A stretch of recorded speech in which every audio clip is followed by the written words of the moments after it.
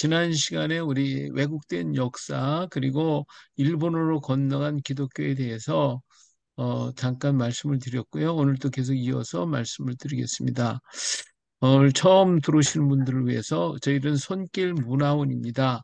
손길은 하나님의 손길이라는 의미예요. 역사 속에서 일하시는 하나님의 손길을 이렇게 정리를, 손길을 찾아서 우리 역사를 새롭게 만들어 가자 하는 의미에서 손길 문화원이라고 이렇게 이름을 줬습니다. 이스라엘은 거룩한 역사라고 하잖아요. 근데 우리의 역사는 일반 역사라고 얘기를 합니다. 그럼 왜 일반 역사라고 하느냐? 사람이 했으니까. 이스라엘은 거룩한 역사다. 왜? 하나님이 하셨으니까. 그렇죠? 그렇기 때문에 하나님이 하셨다라고 하는 주체가 하나님이 되셨으니까 이스라엘은 거룩한 역사. 우리나라는 누가 주체가 돼요? 사람이 주체가 되니까 일반 역사. 이렇게 얘기를 하는 겁니다. 그런데 오늘 우리나라의 역사를 움직이시고 일하시는 분이 누구십니까? 하나님이시잖아요. 그렇죠? 이게 하나님이 우리 역사를 이렇게 움직이셨고 하나님께서 이루어 가신다라고 하는 것으로 우리 역사를 그 포커스를 하나님께 맞춰 놓으면 우리나라 역사는 무슨 역사가 돼요? 거룩한 역사가 되어지는 거죠. 그렇죠? 그래서 우리가 이 일을 하기 위해서 우리가 하나님의 손길이 우리 민족에 있다는 것을 깨우치기 위해서 손길 문화원이라고 했습니다. 그리고 우리 손길 문화원을 통해서는 역사 속에서 일하시는 하나님의 손길을 찾아 전해서 지금도 일하시는 하나님을 증거하는 것이죠. 예, 이건 우리 찬양인데, 어, 우리 축복하는 의미에서 제가 한번 불러드릴 테니까 이건 물된 동산 이사야서 58장 11절의 말씀입니다. 여호와가 너를 항상 인도하여 메마른 곳에서도 내 영혼을 만족하게 하며 내 뼈를 견고하게 하리니 너는 물된 동산 같겠고 물이 끊어지지 아니하는 샘 같을 것이라 샘 같을 것이라. 할렐루야. 예, 우리 샘 같은 물이 넘쳐나는 여러분 되시기를 축복드립니다. 예, 자, 우리 중심 사역은요, 가야사를 통해서 우리 민족의 정체성을 깨닫게 하고 하나님께로 돌아가게 하는 작업, 이거를 우리가 지금 하고 있고요. 또 한 가지는 복음과 훈민정음을 통해 가지고 우리 훈민정음은 글자로만 알고 있는데 그게 아니라 그 정신이 있어요. 왜 만들었는가? 그리고 이 정신은 무슨 정신을 가지고 있는가? 어떤 일을 어떻게 하기를 원했는가 하는 그 정신이 훈민윤성에 들어있어요. 근데 이걸 한 번도 누가 가르쳐 준 적도 없고 배운 적도 없는 거죠.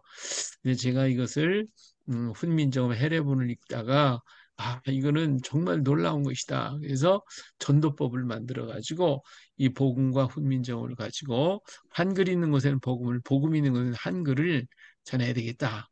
이런 생각으로 복음과 훈민정음 한글 전도법 강의를 지금 계속하고 있습니다. 우리 가해사가 끝나면 한번 그렇게 다 같이 이 한글 전도법을 같이 나눴으면 좋겠습니다. 자, 지금 우리 사역은 김해 불교 가야 기념 사업을 조직했고, 가야 세미나 또 전국으로 외국 한글 세미나 등 이렇게 여러 가지로 하고 있고요. 사도도마 성지순례를 하고 있습니다.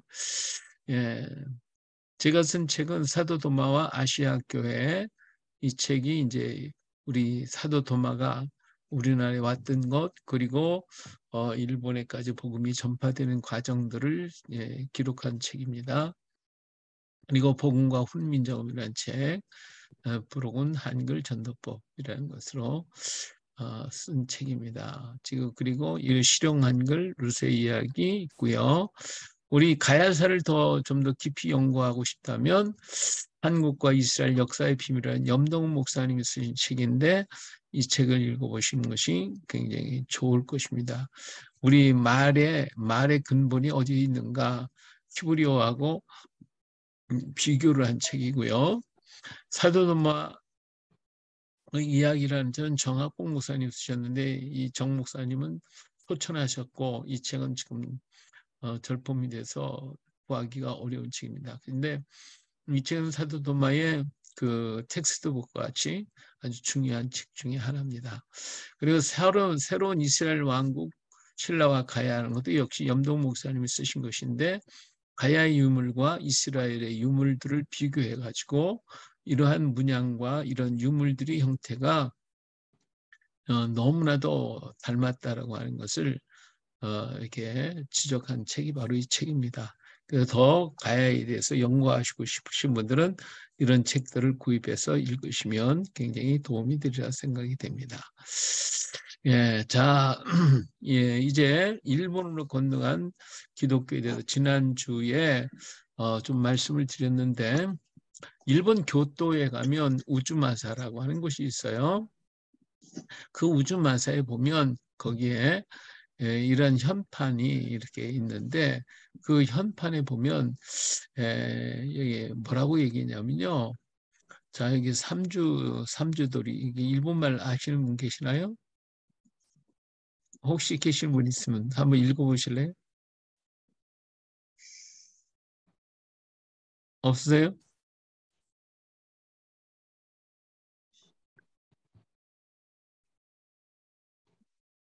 한 분도 없어요? 일본 선교사님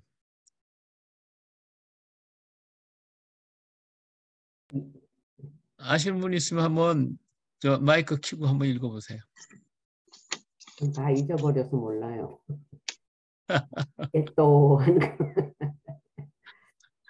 예, 여기 삼주돌이라고 하는 거 있는데, 일본은 그 돌이 문 이렇게 된 게 기둥이 둘로만 돼 있거든요.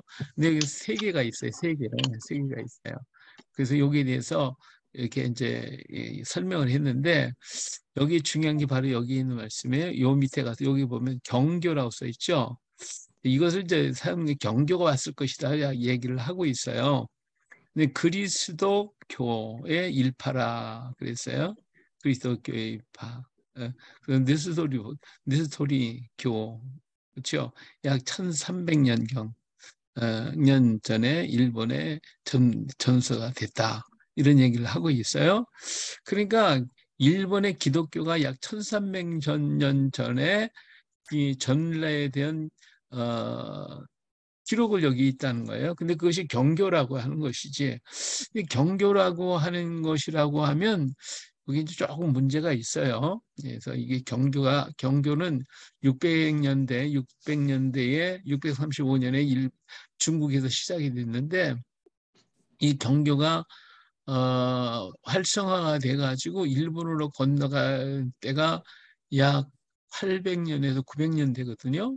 예, 그러니까 여기서 이 기독교가 일본에 들어온 것은 그보다 훨씬 앞질러서 기독교가 들어왔고, 학자들에 의하면 200년대에도 들어왔던 기록들이 남아 있으니까 여기에서 지금 얘기하는 것은 도저히 알 수가 없다는 거지. 알 수가 없기 때문에 대충 이건 뭐 그리스도 네스토리우스의 그 경교가 아닌가, 이렇게 얘기를 하고, 그리고 일본 학자들은 이것이 뭐 원시 기독교가 아닐까 이런 얘기까지 하고 있습니다.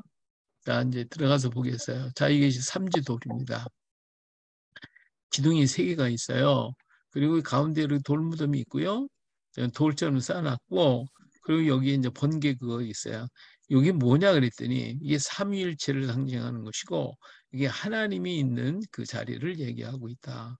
이렇게 해서 여기 번개 이거 한 것은 이게 일본의 그 성령의 강력한 역사, 번개 이걸 얘기하고 있어요. 그래서 하나님의 말씀을 상징하고 있거든요. 그래서 삼위일체 하나님 보좌. 그래서 삼주도리에 이 일본의 아주 유일한 것인데 바로 교토에 가면 있습니다.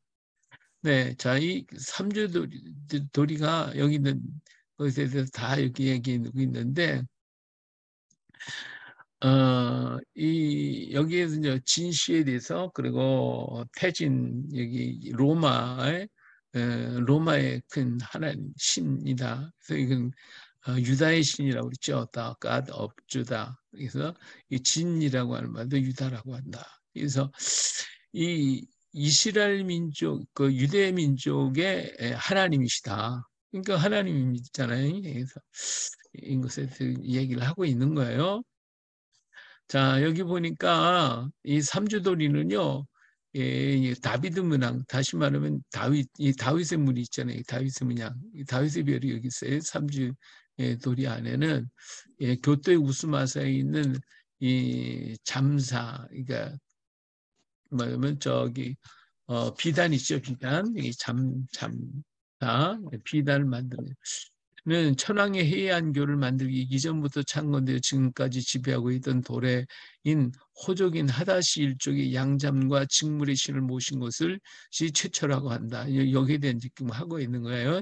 본전 옆에서 모토타다소 연못은 삼주도리, 삼각형을 조합한 교토의 삼주도리 중 하나이다. 이 삼주도리는 삼각형이 역삼각형, 정삼각형이 합쳐져 가지고 된 육각별인 다윗의 별이 된다. 이 돌에 이 마크가 있는 것 같다. 그랬어요.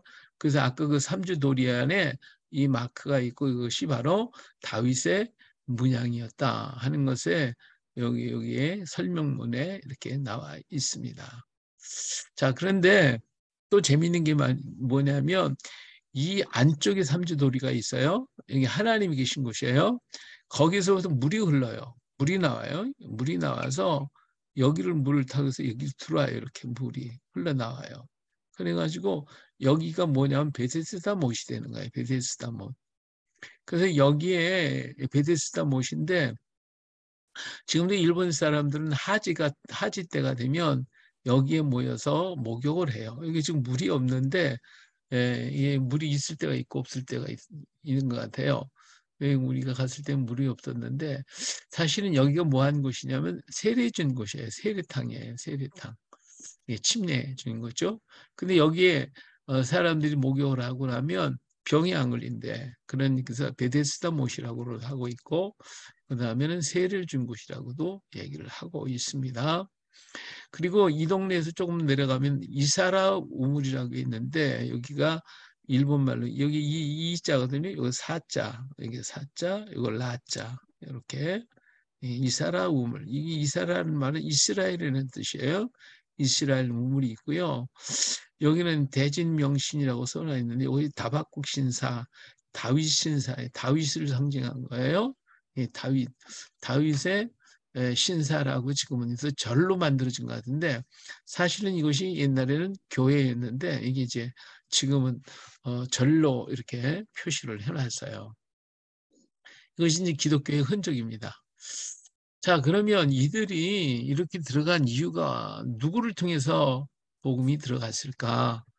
어, 그 이제 일본 학자들을 만나가지고 저희들이 이제 정기적인 학술 회의가 있어요. 그래서 학술 회의 때 일본 학자들한테 누가 그럼 전했냐 하고 물어보면 그 친구들이 하는 얘기가 뭐라 하냐면 도레인이 있다. 도레인이라고 얘기를 합니다.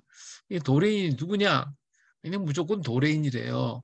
그럼 도레인이 일본에 들어왔다 그러면 한반도를 통해서 들어오지 한반도가 아닌 다른 데를 통해서 들어오겠냐? 그래도 그냥 거기에 대해서는 얘기를 안 해요. 한반도에서 왔다 그러면 자존심이 상하니까 얘기를 안 해요. 그리고서는 그냥 도레인이라고만 자꾸 얘기를 해요. 여기에 이제 복음을 전해주는 사람들이 이제 이들은 기독교도들이었고 진시의 유서에 경교라고 기록했는데 경교는 주기 635년에 시작이 됐어요. 여기서 진시를 하다시라고 그러는데 하다시는 AD 356년이나 372년 이거나 더 일찍 간 사람은 BC 20년 전에 여기에 간 사람들이에요. 그러면 경교가 왔었다면 635년이거든요.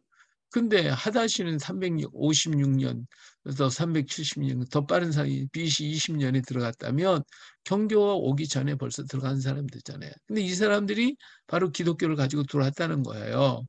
예. 그러면 도대체 이 사람들은 어떤 사람들일까? 어디서 왔나? 이제 이런 여러 가지로 이제 알 수가 있죠. 자, 그런데 신라의 이 봉평비나 냉수리비가 이게 있는데 여기 봉평비예요. 예, 이것이 이제 524년에 만들어졌고 503년에 만들어졌어요. 그러니까 여기에 어, 이 사람들이 이때 만들었다면 이 사람들은 경교하고는 상관이 없는 사람들이고 또 여기에 속했던 사람들이 또 일본으로 건너갔으니까 이 사람은 경교하고는 상관이 없는데 기독교가 있다는 거지. 이게 좀 신기하잖아요. 누구 때문에 그랬냐 이제. 자, 일본 학자들은 하다시는 중앙아시아를 거쳐온 기독교인들이었다. 이들은 이스라엘에서 믿던 사람들이었다. 이렇게 얘기를 해요. 그 보니까 중앙아시아를 거쳐서 기독교인들이 한반도를 지나왔을 거 아닙니까? 그러면 근데 이들이 한반도에서 누구의 영향을 받은 게 아니라 원래부터 예수를 믿던 사람들이 왔을 것이다라고 하는 것이죠. 자, 그런데 기독교인들이 퍼지기 시작한 것은 언제부터냐? 기독교가 그러면 정말 중앙아시아를 거쳐서 기독교인이 왔다 그러면 그 사람들이 온 연대가 그 만질까? 이것도 또 그렇잖아요? 예, 그러니까 이 기독교가 퍼지기 시작한 것은요, 에데사에서부터 시작이 돼요. 이 에데사에서 30년대에 이제 기독교가 퍼진가 31년 이때 이제 에데사에서 처음으로 기독교가 시작이 됩니다. 여기 지금 하란 있죠. 하란 아브라함이 살던 곳이 하란이거든요.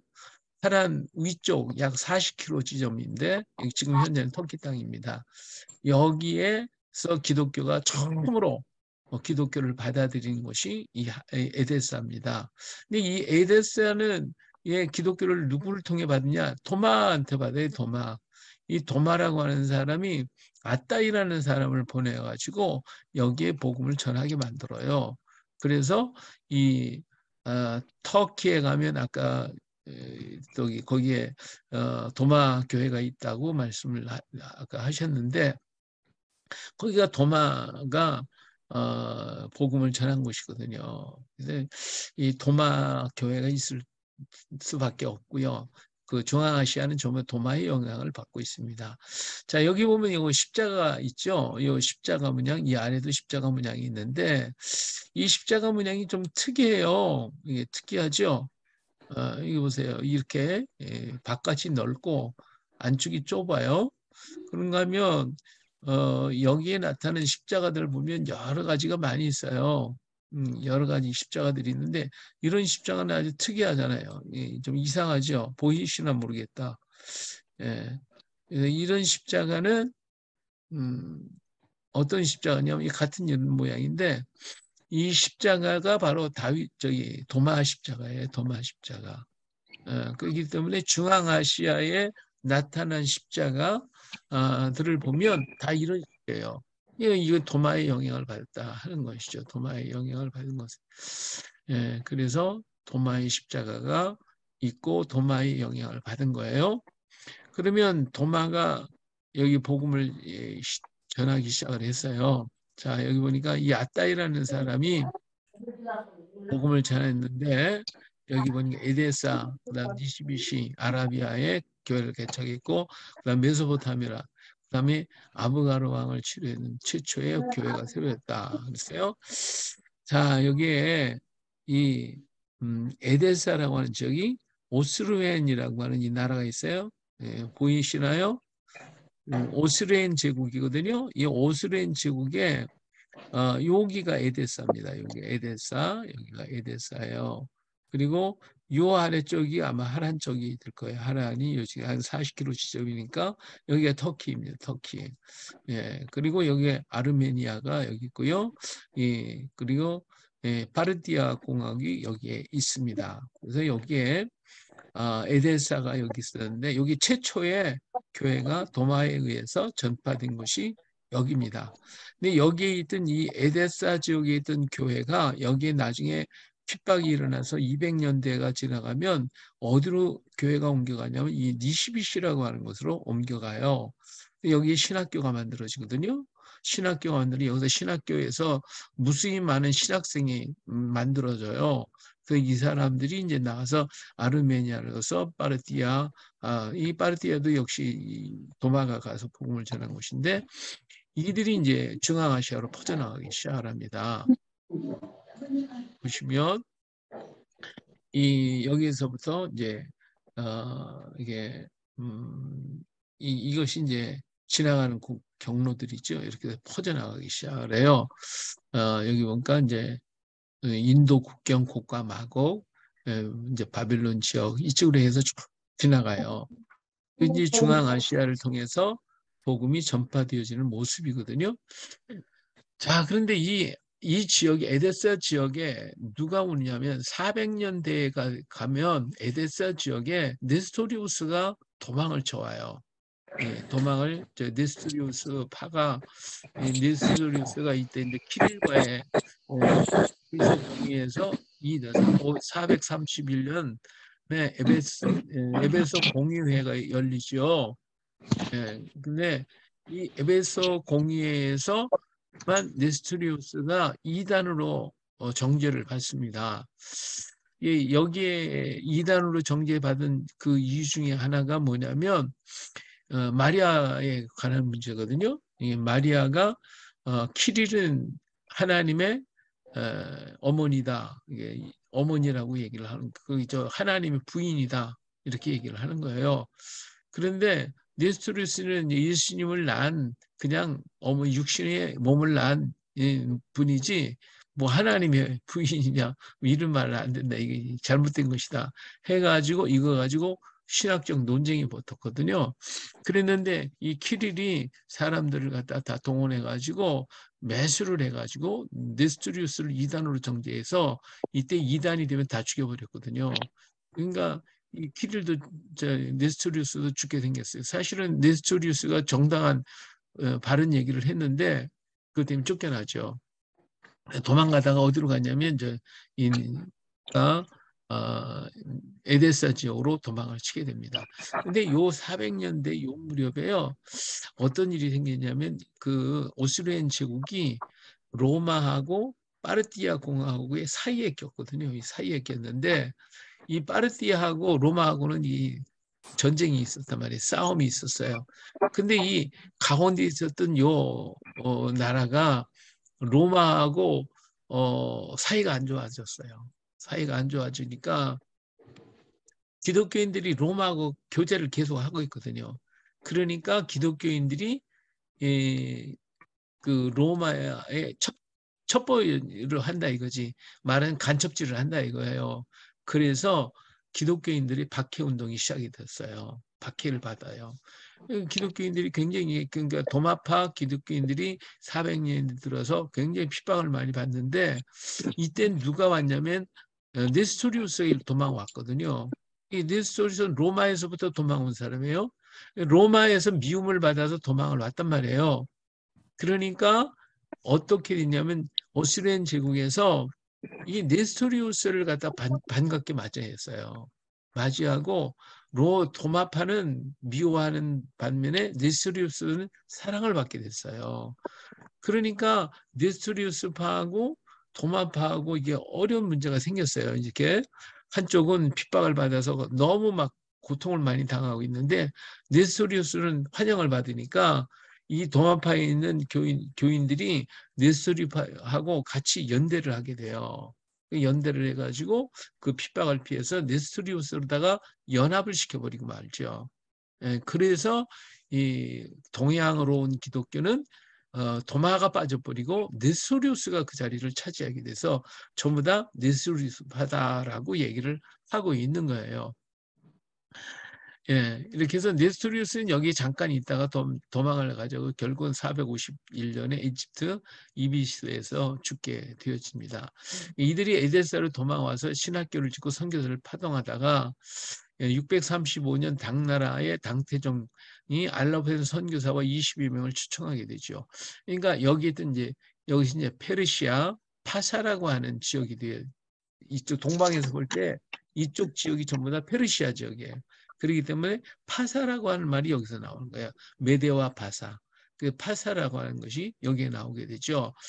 그때 635년에 당나라의 당태종이 자기가 아버지를 몰아내고 형제들을 죽이고 지가 왕이 됐거든요.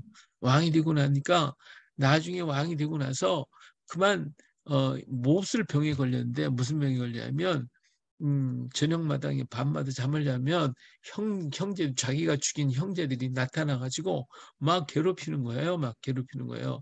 그러니까 정신 이상이 될 정도에 막 잠을 못 자고 그래서 이 문제를 해결하기 위해서 여러 방면을 써요. 처음에는 도교, 그 다음에 불교. 여러분 소림사 아세요? 소림사. 소림사 아시죠? 이 소림사 무술 가지고 막 하는 이 소림사. 이 소림사를 누가 만드냐면 이 당태종이 만들어요.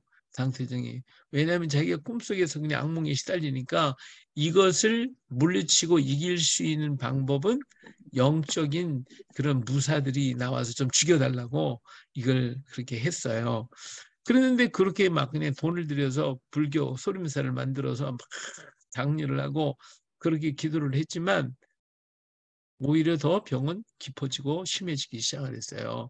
그런데 이제 그때 마침 거기에 지역에 왔던 선교사들이 그러니까 믿는 성도들이 이제 사람들이 거기에 많은 사람들이 왔었는데 당나라가 굉장히 큰 나라였기 때문에 그런 상인들이라는 여러 사람들이 왔단 말이에요. 근데 그들이 뭐라고 했냐면 죄를 사하는 종교가 있다. 그것이 바로 기독교다. 그래서 파사에 가면 그런 선교사들이 있다. 해가지고 알로펜 선교사를 초청하게 되는 거예요.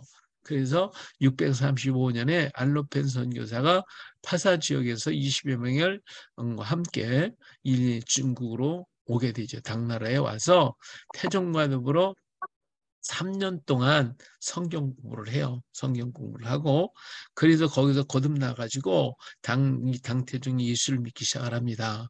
그것이 이제 당태종이 이제 받아들여서 700년대, 800년대에 들어가면 당나라가 기독교가 완전히 그냥 어마어마하게 발전하게 되고 곳곳에 교회가 막 세워지게 돼요.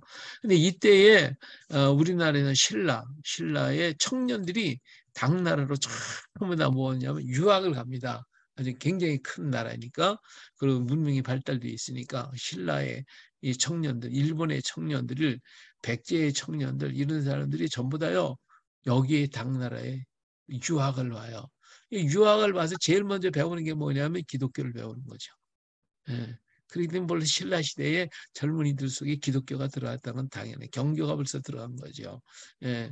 그리고 일본에도 역시 경교가 들어가야 되는데 여기 조금 문제가 있어요. 당나라에 많이 유학을 해서 기독교를 접할 수밖에 없게 되는 그런 환경이 들어요. 이것이 이제 7, 800년대에 있었던 사건들입니다. 자, 이처럼 이 기독교는 도마를 통해서 복음은 니시비시의 신학교가 세워지고 복음은 이렇게 450년대 페르시아 지역을 그리고 490년대는 백훈족인대로 그리고 이렇게 당나라에 635년에 당나라에 들어오고 북경의 13세기 또 몽골로 이렇게 복음이 천년경 10세기경에 들어가게 되고 인도 쪽으로 내려가기 시작을 하면서 한반도까지 이 복음이 전파되기 시작을 합니다.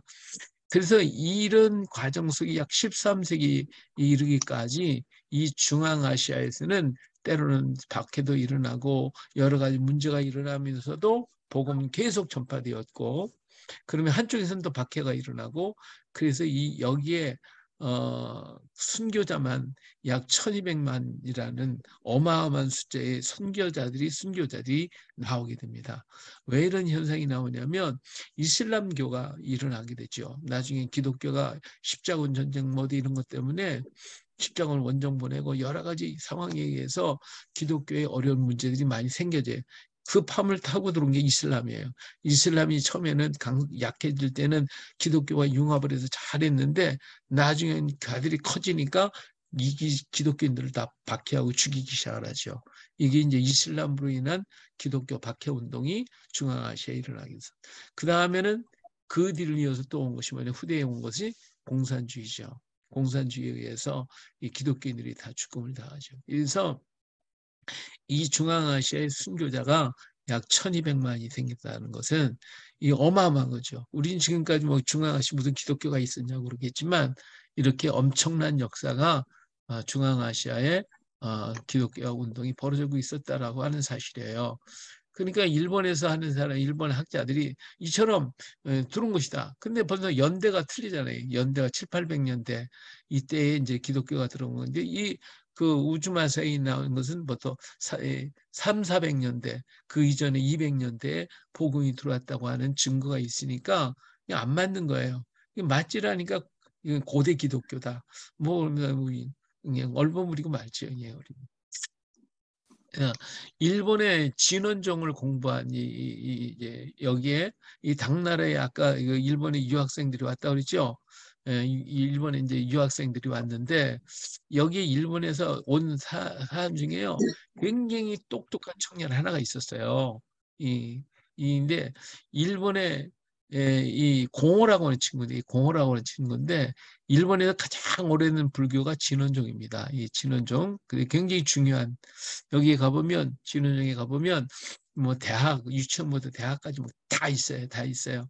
그래가지고 어마어마하게 큰 예, 그 종파인데 여기 보니까 여기 이게 고야산이라고 하는 선 가서 여기 그 입구에요. 엄청나게 크게 만들어져 있는데 여기에 이제 공호라고 하는 친구가 당나라에 가서 예, 기독교를 받아들인 거예요.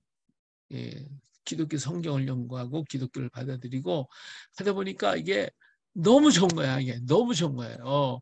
그래갖고 거기서 공부를 마치고 일본으로 돌아갑니다. 일본에 돌아가서 이걸 전파를 해야 되겠는데 이 전파를 하는 게 거기에 뭐가 있냐면 먼저 불교가 있는 거예요. 불교가. 그러니까 이걸 어떻게 하면 좋을까 생각하다가 이 공호라는 친구가 머리가 하도 좋아가지고 예, 진짜 이게 복음으로 복음을 받아들인 게 아니라 그 머리로 받았거든요. 지식으로 받았기 때문에 들어가 가지고 불교와 연합을 해버렸어요. 연합을 해가지고 하나님을 부처로 만들었어요. 그리고 지가 예수가 됐어요. 지가 예수가 돼 다시 온다는 거예요. 자기가 다시 죽었다 다시 온다. 그래서 성경에 있는 모든 교훈들을 전부 다 불교화 시켜가지고 가르쳤어요. 그것이 바로 고야산에 있는 곳에 있는 어마어마한 그러니까 일본은 불교가 이 진원종이라고 하는 불교가 최고 오래된 건데 이 오래된 이 진리를 가지고 가르친 게 성경이에요. 성경을 가지고 가르친 거예요. 그래서 이 뒤에 누가 왔느냐면 고야산에 진원종 본부를 두고 전파해서 일본의 기독교가 불교화로 바뀌어버린 거예요. 바뀌어버렸어요. 일본의 교토대학과 고야산 오인의 1911년에 경교비 모조품이 세워져요. 예, 여기 지금 보이나 모르겠네. 이게 가려져서 이게 경교비가 있는데 경교비가 있어요. 저희들이 여기 가서 이걸 봤는데 이게 누가 세웠냐면요. 아일랜드의 골든 여사가 자금을 내가지고 중국에 들어갔다가 경교비를 봐요. 이게 경교비, 중국의 경교비인데 이 경교를 보고서 이 감동을 받아요. 이게 지금은 저 비림이라고 하는 것이 있어요. 이 경교비가. 이걸 갖다 탁본을 떠가지고 이 비석을 만들어서 골든 여사가 한국을 거쳐서 1917년에 한국 금강산 장안사에다가 경교비를 세워요. 그 모조비를 세워요. 그래 그 자기 돈을 들여서 거기다 세웠어요. 이 사람이 아주 그냥 신앙이 좋았던 사람인데 이 사람이 이제 지금 이 경교비의 그러니까 이 중국에 있는 게 원래 거고 그 다음에 그걸 탁문을 떠가지고 모조품을 만든 거죠. 말하자면 그 모조비가 금강산 장안사에다 세워놨단 말이에요. 그랬는데 이제 이 탁, 지금 못 가잖아요. 지금도 있는지 어찌는 모르겠어요.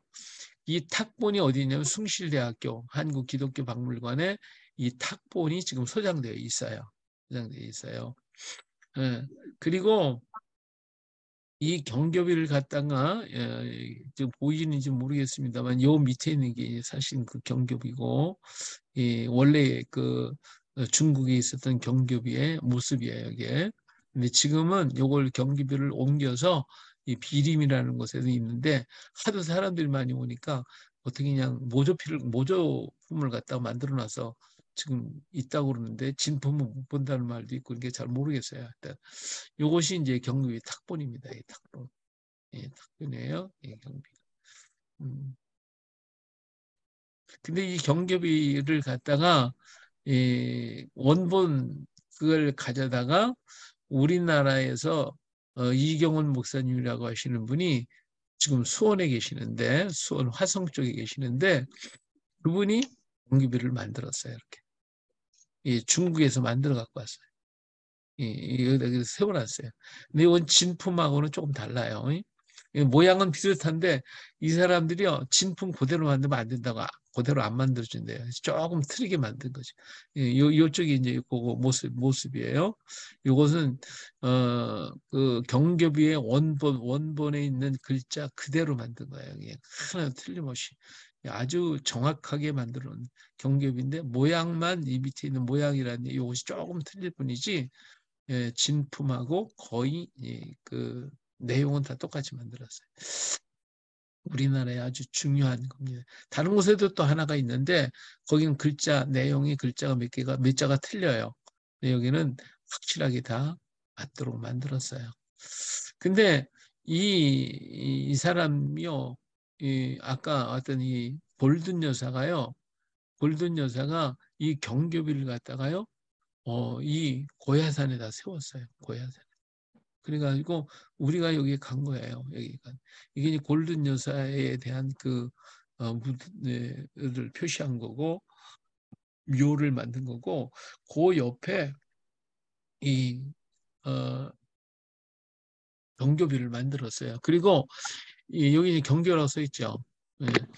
그게 이 골든 여사가 이 고야산에 와서 보니까 뭐 다 내용이 똑같거든요. 성경하고.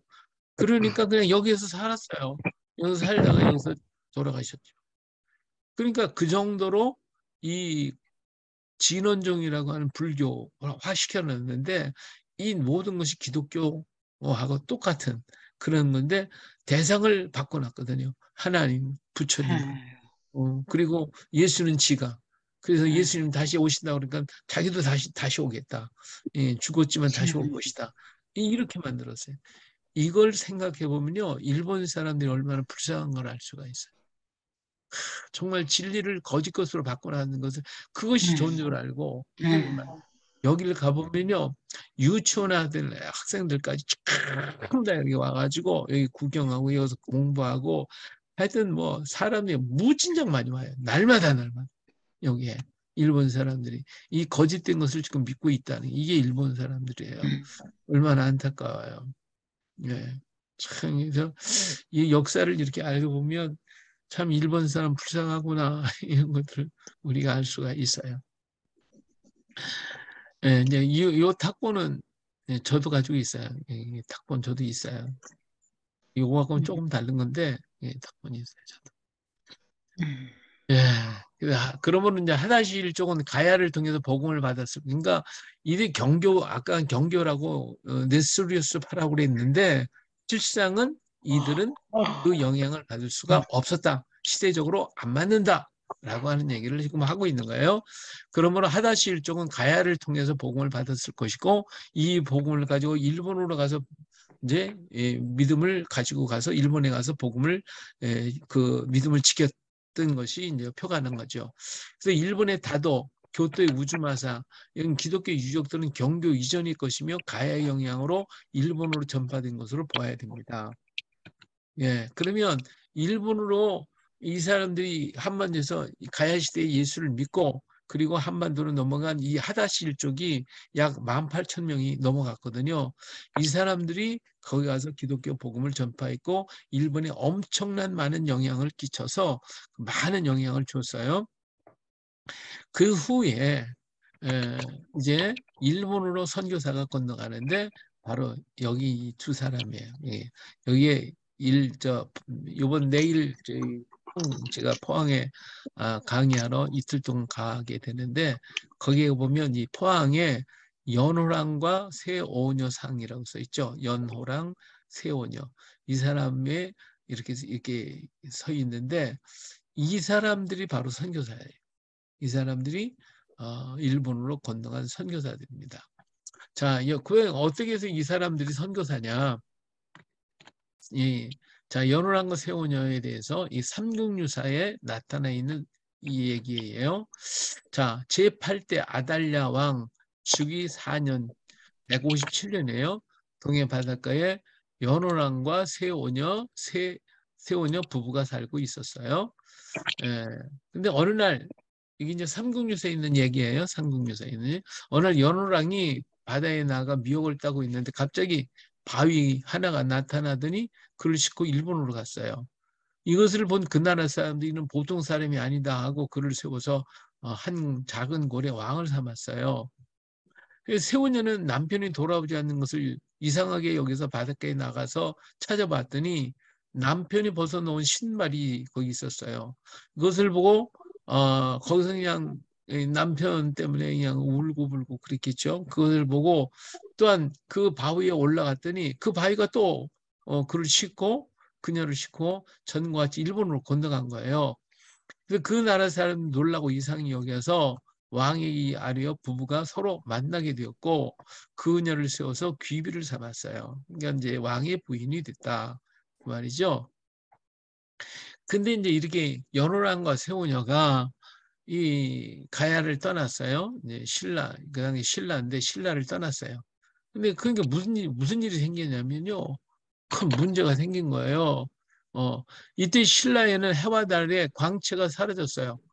그래서 점쟁이라고도 하고 모든 것을 말하는 사람인데 아래기를 해와 달의 전기가 우리나라에 내렸었는데 지금 일본으로 가버렸어요. 그러니까 이 해와 달의 광채가 사라져 버렸어요.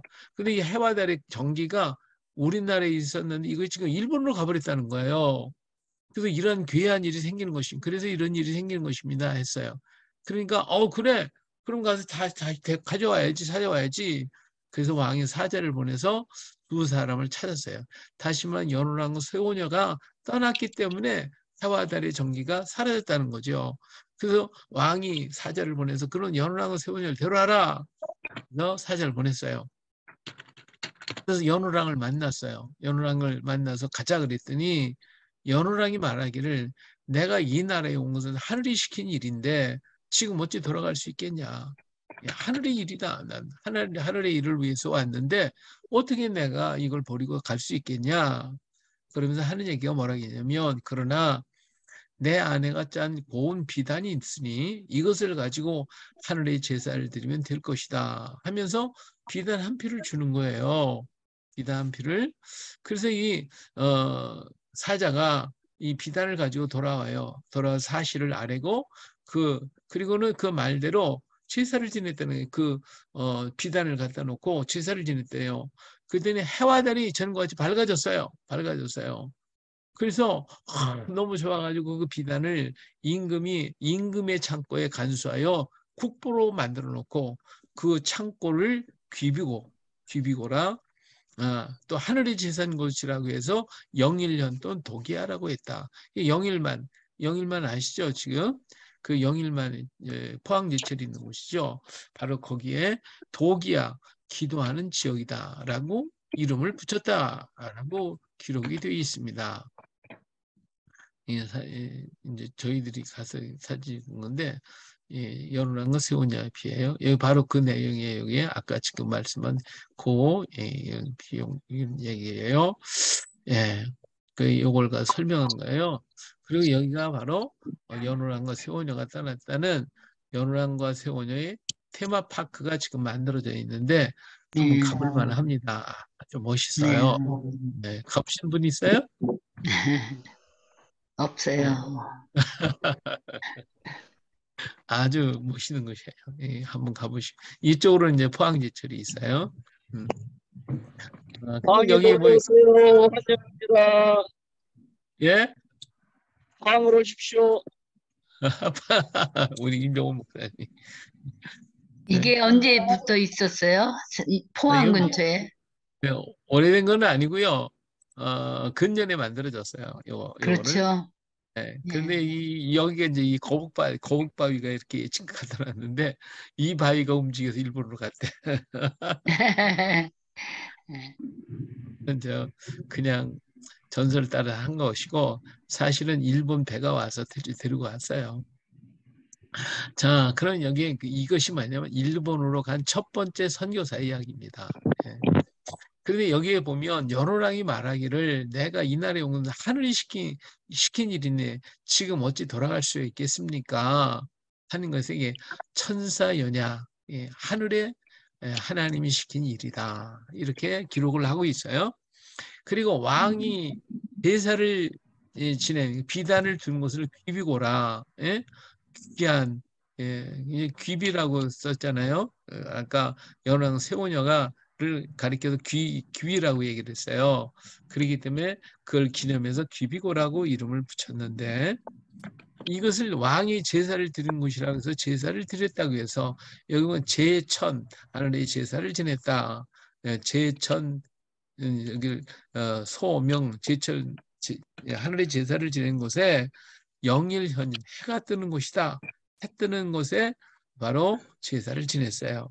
그리고 다른 말로 얘기하면 도기야라 기도하는 지역이다. 기도하는 곳이다. 그래서 이를 통해서 이들이 누구인 것을 알 수 있냐 이스라엘 사람이었고 기독교인이라고 하는 의미가 여기에 담겨져 있는 거예요. 그래서 이 사람들이 그 왕이 기도를 했던 기도터다. 기도를 했던 곳이 뭐냐면 교회죠.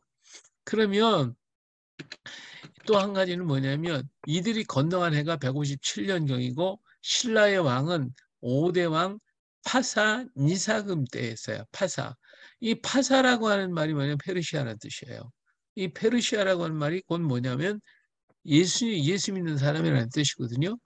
왜냐하면 중국의 경교가 들어왔을 때 기독교를 뭐라고 불렀냐면 파사교라고 그랬거든요. 다시 말하면 페르시아에서 온 교회다. 그래서 파사교라고 그랬어요. 그렇기 때문에 기독교를 지칭할 때 파사라고 하는 이름을 썼어요. 그러니까 파산 이사금이라고 하는 말은 기독교인 이사금이라는 뜻이에요. 그러니까 왕이 예수를 믿은 사람이다. 그래서 이 기독교의 별칭이 허황호를 상징하기도 하고요.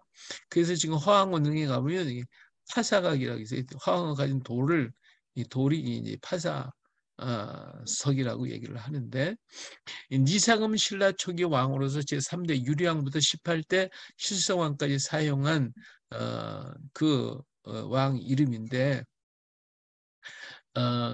바로 이제 그 치질금이에요. 닉님은 입금이라고 이런 의미가 여기에 담는데 입금이라는 건 이해 자국이라고 하는 의미가 담겨져 있기도 해요.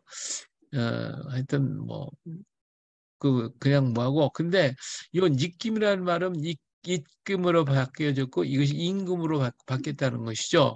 그런데 요것을 히브리어로 얘기하면 이사크가 돼요. 이샤크. 네, 이사금, 니금. 그래서 깨물다.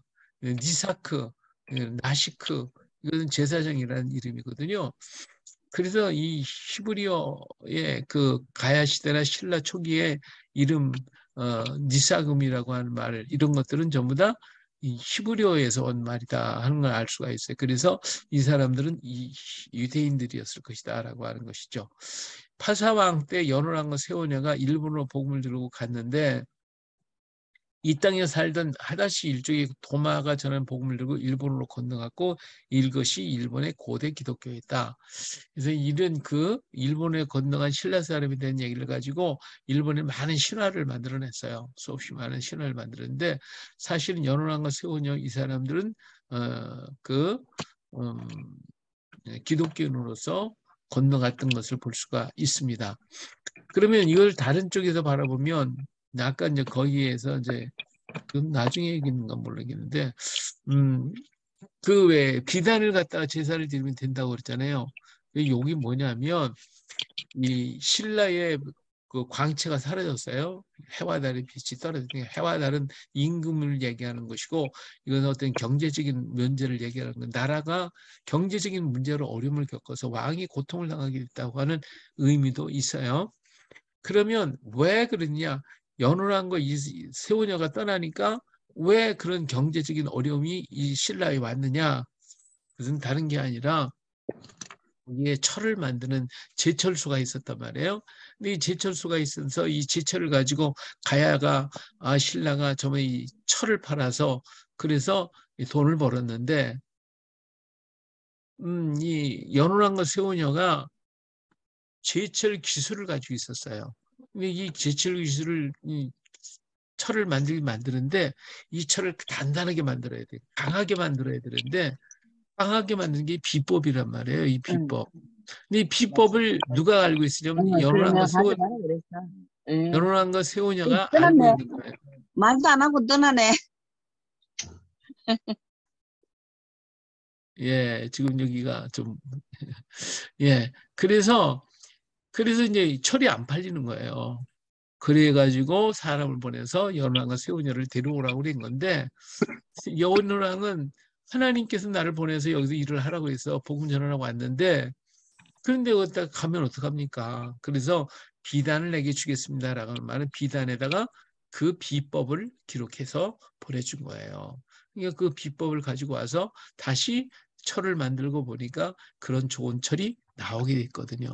그래서 귀에서 그렇게 귀보에다가 뒀다 하는 의미가 놓여지는 거예요. 그래서 거기에 이제 그 자리가 영일현이었고 오늘까지 이제 그 철광 만드는 포항제철이 거기에 세워진 것도 그런 다 배경적인 것이 있었기 때문에 이게 만들어졌다라고 하는 것을 말씀을 일단 드리고요.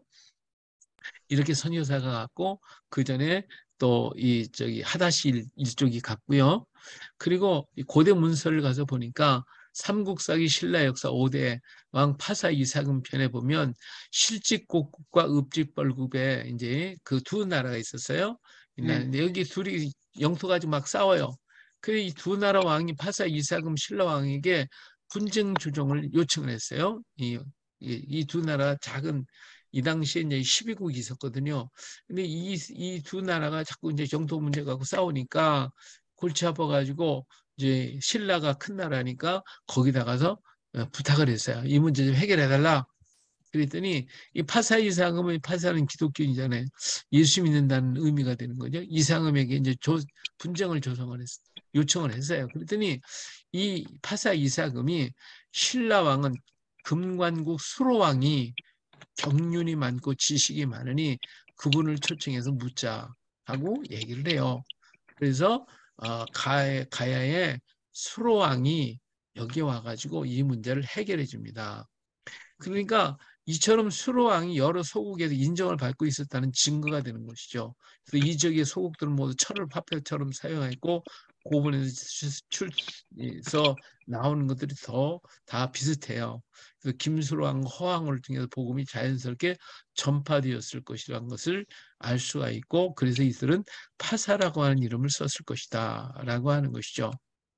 그래서 이런 일로 여론과 세우냐가 복음을 들고 일본으로 돌아갔으니까 이 파사 이사금이 왕이 그럴 수가 있는 당장 잡아라 막 그냥 그래서 끌고 올 텐데 안 끌고 왔어요. 왜?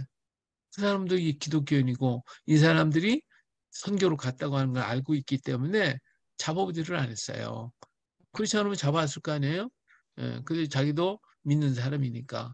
그래서 일본으로 들어갔고 자연스럽게 이런 문제가 이루어졌다 하는 것이죠. 자, 일본에서 정문 목사로 와서 사용한 케니 요셉이라고 하는 선교사가 있었어요. 거기에 일본의 지장대 예수라고 하는 책에 일본이 199년에 벌써 복음이 들어왔다는 거예요. 그런 부산, 울산, 포항을 거쳐 제주를 경유해 복음이 일본으로 들어왔을 것이다. 그래서 한반도설을 강력하게 주장하고 있죠. 이 반테락사라고 하는 사람 말하기를 도마순교 120년 2개 선교사 단체가 인도에 도달해서 선교를 했다고 주장을 하기도 했어요.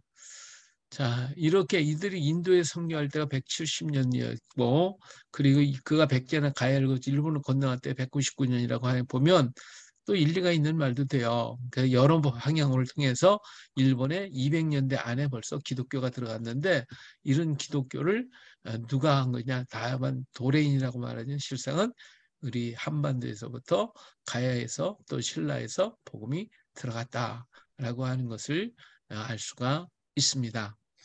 예, 자, 그리고 시간이 많이 갔는데 1988년 1월에 경북 울진 주변 봉평리라고 하는 곳에서 논바닥에서 비문이 하나가 발견이 됐어요. 이 비는 524년 정월 15일에 세워졌는데 여기 보니까 소를 잡아서 제사를 드렸다고 그랬어요. 예, 여기에 근데 이 지역이 파단국이 있었던 곳이었고요. 울진 해곡현이라는 이 파단은 1호로 하타시, 이 하타시 일족이 1990년에 이 지역을 방문해 가지고 이곳이 자기들이 살던 곳이라고 얘기를 했어요. 그래서 이 파단이라고 하는 말이 하타라는 말인데 바다를 건너서 왔다고 하는 히브리어라는 말 의미가 되어지는 것이죠. 자, 이렇게 해가지고 일본에 이들이 건너갔고 이들은 곧 다시 말하면 기독교인이었다라고 하는 그런 의미가 되어지는 것입니다. 그래서 일본으로 건너간 기독교는 여러 방향을 통해서 들어갔지만 다 우리 한반도를 통해서 들어갔다. 그리고 일본인 자신이 보낸 것은 진원종 불교화가 되어버리고 말았다. 이런 것들을 알 수가 있었습니다. 예, 오늘은 여기까지